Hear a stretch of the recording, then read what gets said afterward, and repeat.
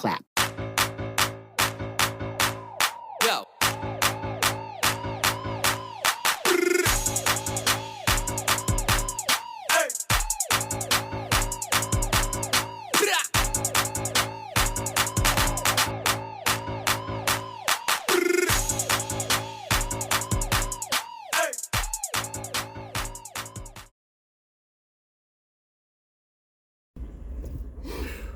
Welcome back to another edition of Ego on Break. I'm your host, Dynamite J. Andrews. Got the Mississippi Madman, Logan Creed, sitting on my side. Yeah. And I guess we're going to talk about a lot of wrestling. You did pick up two things for me, two action figures. Yeah. We have the Scott Hall. Hey, yo. WWE Superstars, unpunched. Yeah, I tried to make sure and they were right. Kevin Nash. Wolfpack in the his zone! That was punched, unfortunately. Right there, so he's punched, so boo. No, just kidding. Still awesome. They're hard to find. Yeah, they're definitely hard to find. They finally made it here to Mississippi. It was 4 and I got 4. So I got 2. One for you, one for me. So pretty cool on that. So got Scott Hall, Kevin Nash. And you got Hollywood, right?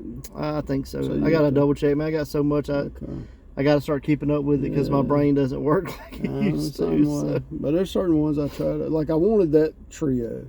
Yeah, I would love it if they did the free birds. I think that'd be awesome. Cool. But they probably won't. Not. Not in this time. They are doing a build a Michael. Well, he wasn't Michael PSAs. What was Doc he? Hendricks. Doc Hendricks in cool. WWE. I saw a head the other day. I can't remember whose it was in. I was like, what the hell is that? And I'm looking. It's like build Doc Hendricks. I was like, why don't y'all put build Michael PSAs? I guess because that was his name in WWE. It's what all little kids want. Doc Hendricks. At least have a free bird. Somebody our age would know what the hell they're talking about. You got to have a backstage interviewer, you know. I'm singing Bad Street, Atlanta, PA. GA. Bad Street, Atlanta, PA. Bad Street in the whole USA. What was PA? Atlanta's awesome. Not in Pennsylvania. I don't know. My dumb ass can't speak. Whatever. Atlanta's in Georgia, I guess believe. I misheard it for like 47 years. That's hilarious. You're welcome. When Atlanta moved to the north. I don't know. GA, PA system. That's what they played it over. Yeah, there you go.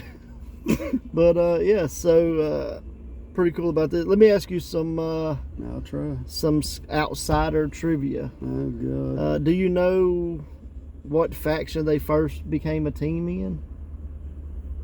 What do you mean? In WCW? Just in general. I'm just saying wrestling altogether. Yeah, or are you talking about WCW? The first group that these two guys were a part of was what?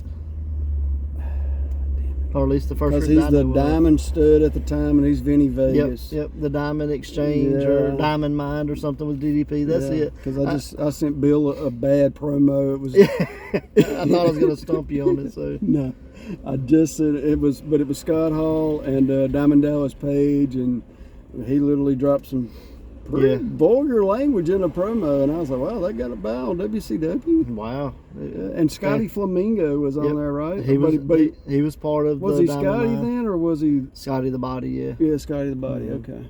Flamingo was WWF. No, Johnny Polo. It was Scotty the Body Flamingo. Yeah. Oh, okay. And then he was Johnny Polo in WWF. Yeah, because that was the whole group that did the watered down glove, and he hit Johnny B. Bad with it. And the glove, like the damn boxing glove weighed like 60 pounds. I know he had a feud with Johnny B. Bad over who was the prettiest man in WCW. Scott Hall, I think it was Scott or Kevin's over there like dousing water into his glove during a break, and he hits him with it. You see the water just goes exploding everywhere. I'm like, poor Johnny just got drowned. No doubt. It probably sucks to get hit with too. So yeah, that was pretty fun. I'm gonna move these out of the heat before the glue comes unglued. So. So now I watched the first time they teamed that I could find was the Diamond Stud and Oz, and they took on Tom Zink and Big Josh, and I was like, man, what a cluster of some tag teaming. And did he have the Z haircut? I don't know. I mainly remember he had that yeah. there, right? But it was so crazy. Like Big Josh and Tom Zink did not go together. No. Then in the commentary, I hear that they're a 6-man tag champions with Dustin Rhodes. So I'm like, that none of that went together. So who's what was Dusty thinking? Because I'm pretty sure this is about the time Dusty was that would have running been it. Dusty's booking. Well, they're all were good guys. That would have been the whole I was scenario. like, man, and then you got Oz and the Diamond Stud, like Vinny Vegas, Diamond Stud, like that all kind of worked. But he was only Oz like 3 times. It was hard because it was garbage. Yeah, It was like it had a cool But it was look. a Dusty idea. Yeah. It had No, a it cool didn't. look No. if you took away the rubber mask. Was if he you just had- Merlin? Yes, What it the was hell? phenomenal. 7 foot tall Merlin.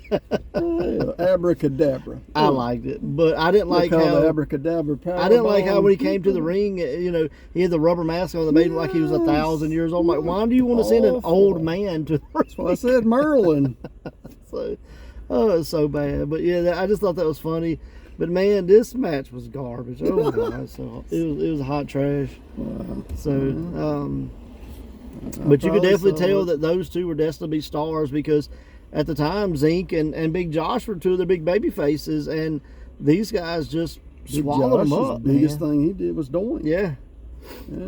Well, 'Cause- speaking of Doink, did you watch the Dark Side of the Ring? No, on I Doink? have not seen it. I've seen clips, but I haven't seen the whole thing. It's okay. Okay. Who'd they cover? Was it Big Josh? They mentioned him. It was Because he basically was the, multiple people. well, it was basically the Matt Bourne story. Matt Bourne, okay. Yeah. But just because well, there's Matt Bourne is Big Josh. yeah. That's what I'm saying. That's what I'm saying. Like, but it just kind of covered him. It was more about Matt Bourne, less about Doink. Gotcha. But Doink was the name, not Matt Bourne. You Well, know, did they bring up Big Josh at all? yeah, they brought Really? him up, and then some of the stuff in Mid South.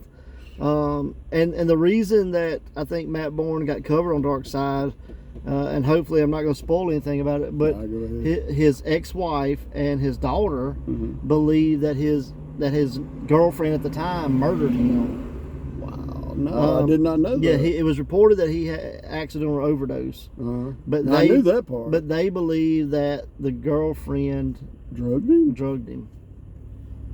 So she Yeah. slipped him a Mickey, huh? Yeah, because the way it went was there's two stories She of may it. have sipped him a Mickey. Yeah. Let's make it. The way the story went was her version. The current girlfriend's version was she had went to bed. He had took some of her mom's pills because mom was like in hospice and they had her on like morphine, oxycontins, and all that. Wow. And he took like a whole bottle of her pills. Oh, And she was like, "We're gonna get in trouble for this, blah blah blah." The hospice counts this stuff, and he's like, "Well, I guess I'm going to jail again, or something like that." She's mad. She goes to bed.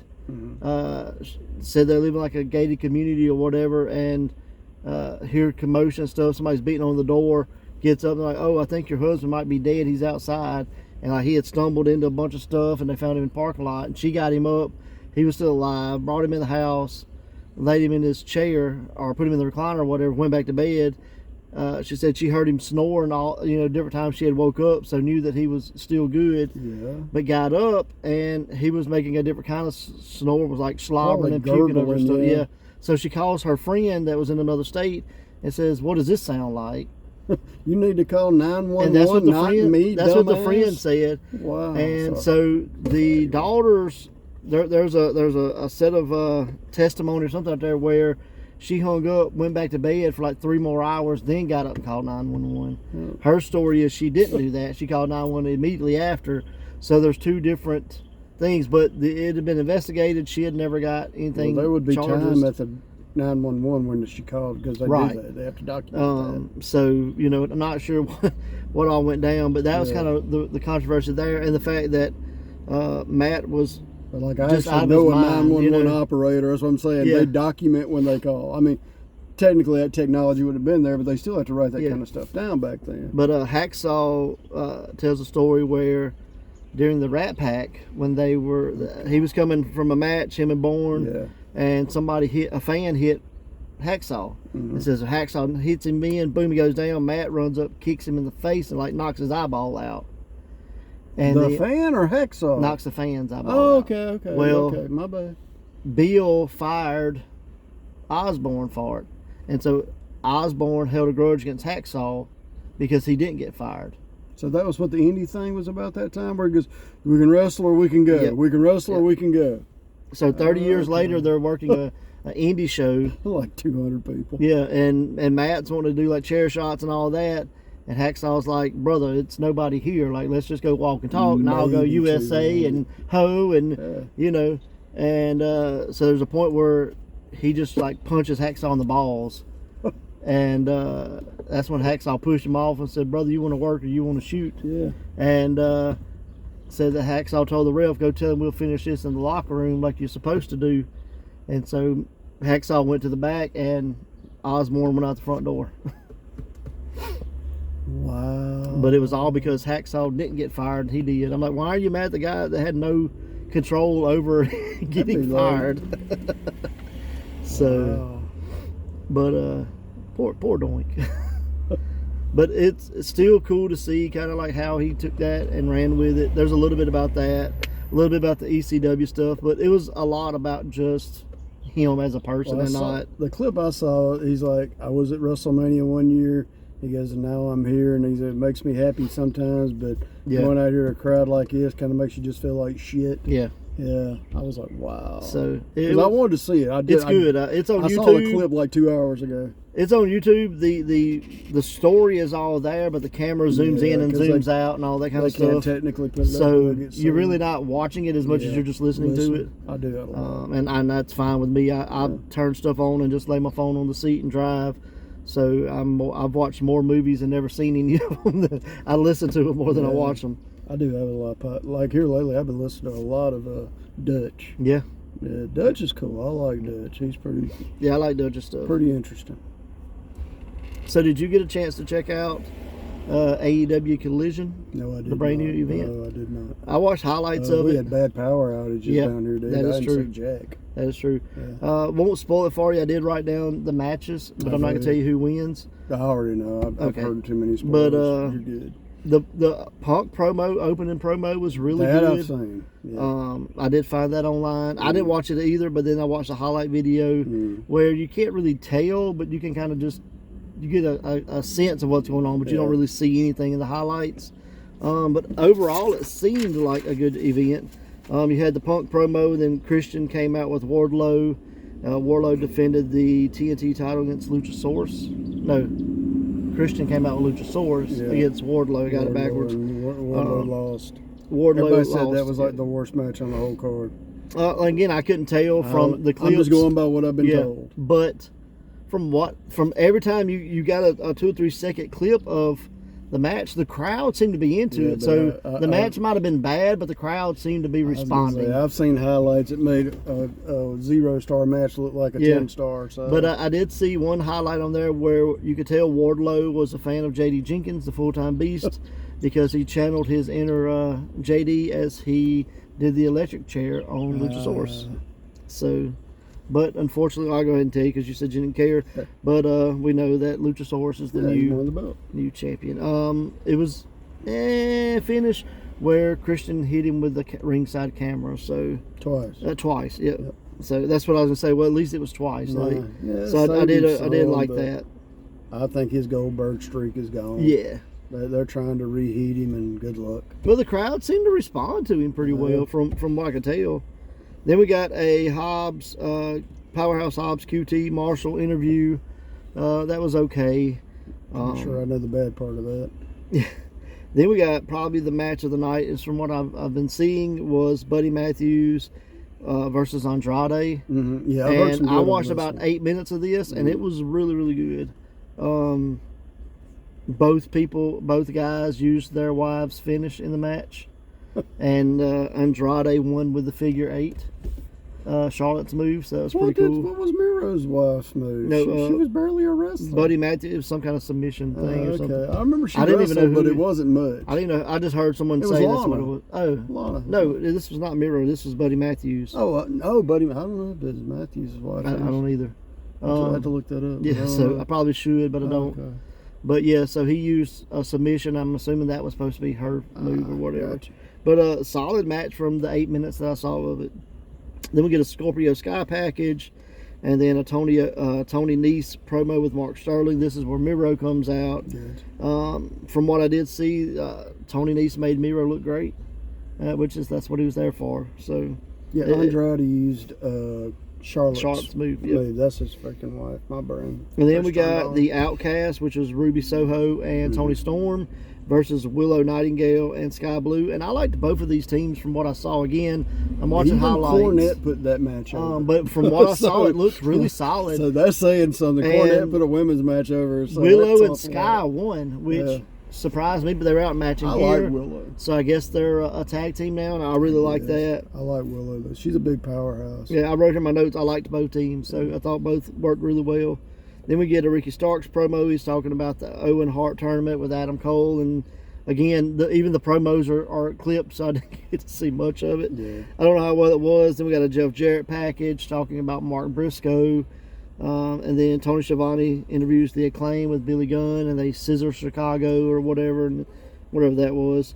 But then the main event was Bullet Club members Juice Robinson and Jay White teaming with Samoa Joe. Yeah, and I saw some highlights of this match. And they took on FTR and Punk, and it looked really long from the highlights. 20 minutes. So, but from what I saw, the crowd was in it the whole time. All the moves sounded solid. A lot of chops in this match. They said there was actually 0 dives in this match. Well, that's good. It didn't need to be any. No, it doesn't need to be in every single match. But I just thought it was cool. Overall, I thought the show was good. So, yeah. Overall, it was pretty good. So, like I say, everybody I've seen put the show over. Everybody I've seen basically said the worst match was Wardlow and Lucha. Yeah. I mean, it's two big guys trying to do big guy moves on big guys. But the thing is, I don't think it was horrible. Like, I just think it was the worst match. I've seen none of it. I don't know. Because normally in a bad match, the crowd's not into it. And from the clips, they were responding to stuff. I hope it's them and not them miking the crowd. Yeah, well, because that's been true. happening a lot here lately too. That's true. So you don't know. But overall, I thought it was a solid event. It looked really good.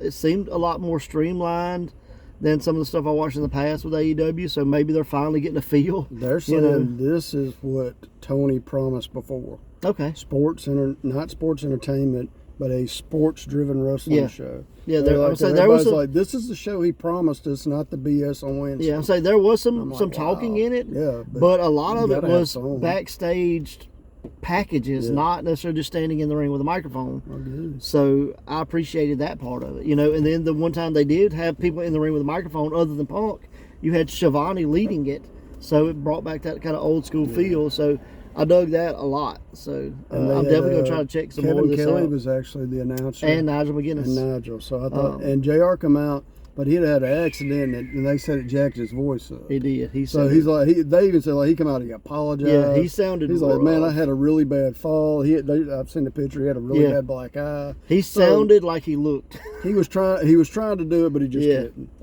But now, lose your voice and you're trying to talk. That's from what I could tell just from the clips, he hung back a lot. He wasn't the lead guy, so that helped a lot too. But I thought Nigel and Kevin did a really good job. That's good. So. I've met Kevin Kelly. He was at the show I told you about at Walmart that time, and he was a really nice guy.